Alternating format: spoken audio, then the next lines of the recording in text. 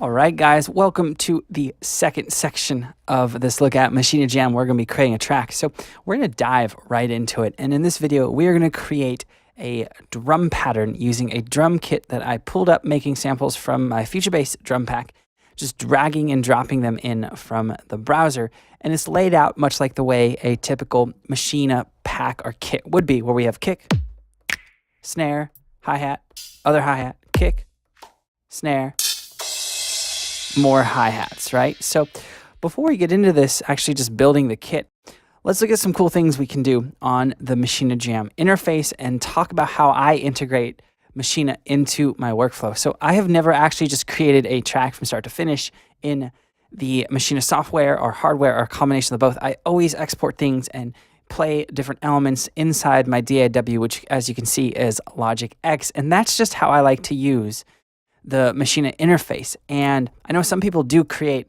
completely within Maschine, and that is fine, but I grew up using Logic before Maschine ever existed, so that's why I use it. Now, what we're going to do here is we're going to look at this different mode, these various modes real quick in Maschine Jam. So when I'm clicking back and forth between these, you know what I'm doing. This will be especially helpful if you're part of the Maschine family. So there's this new song mode. You can see right here. This is top button.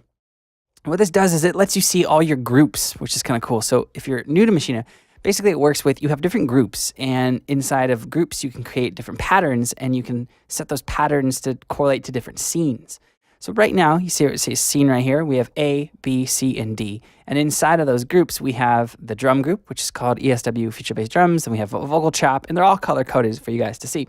So you can see this on the controller. Here's my first group, here's my second, here's my third, here's my fourth.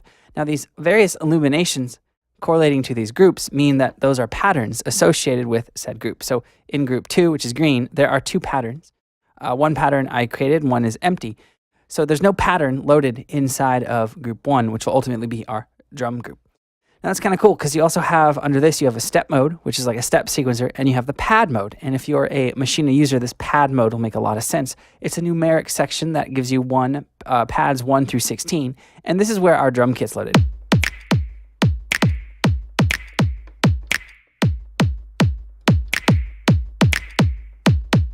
Okay, so we have we have all the different elements of that. Now, a really cool feature to the Maschine Jam interface is that you can change the levels with these touch strips down here. So right now, you can see that as I play this, these various samples and cells, for instance, this snare, it's really quiet. You see that it all plays on this first touch strip. That's because I'm on a group level touch strip. So if I turn it down, I'm still playing, as you can see, right? But it turns down the whole group. Now, if I want to affect just individual cells, hold down level and hit one of the cells. So now this first one will just be the kick. Second one, the snap. So I'm going to turn the snare up. So take this touch strip and turn it up.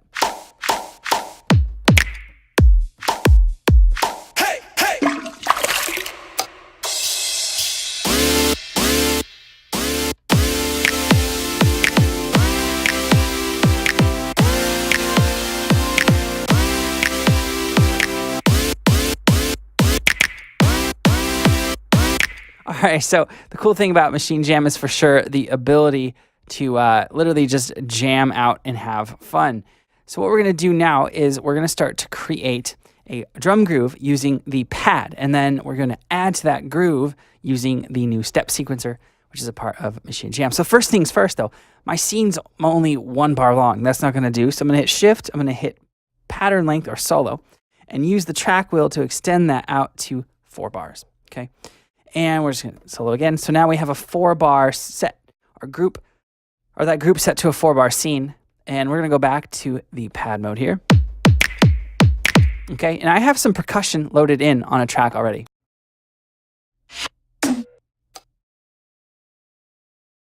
Okay, and you can see and hear that there. So what we're going to do now is we are going to start to play this. So I'm going to arm Maschine, and we are selected on the right group. And I'm going to record in a little drum groove.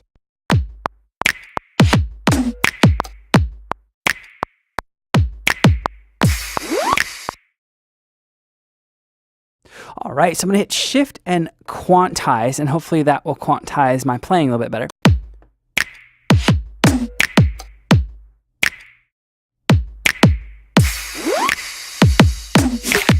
All right, so that sounds about right. And what we're gonna do now is we could play hi-hats like this, right? We could go.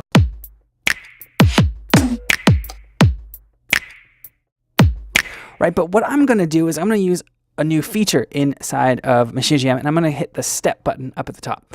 And what that's gonna allow me to do is it's gonna allow me to basically use a step sequencer. And if we play this, you can see the light illuminating, flashing across.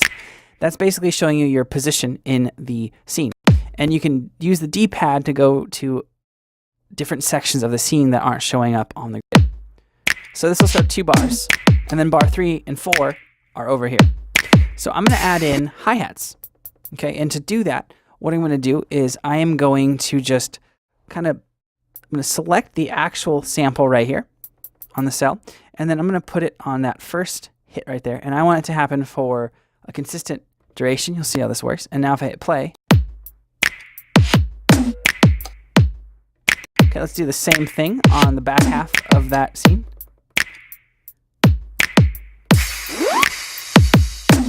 Okay, and we can add in a couple other hits to make it a little bit more interesting. We can do this.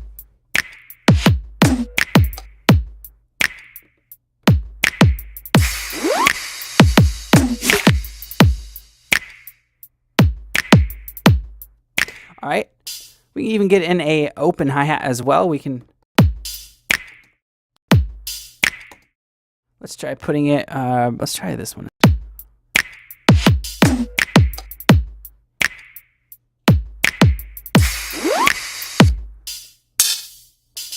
Okay, let's go to the second half of that, and we will put one right here as well.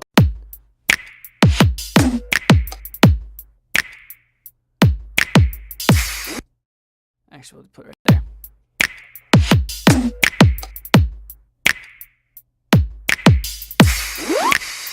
All right, so there is how easy it can be to use a combination of the step sequencer as well as the typical pad mode to create a drum groove. I might add in one more. Let's add in this flick top.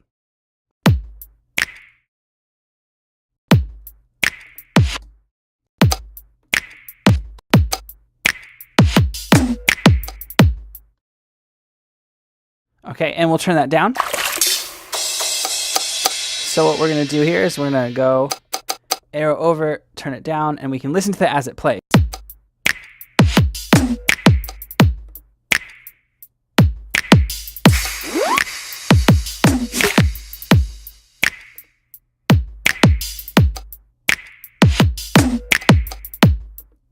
All right, so that sounds pretty cool. We got a couple different hits in of that, and we now have our drum groove.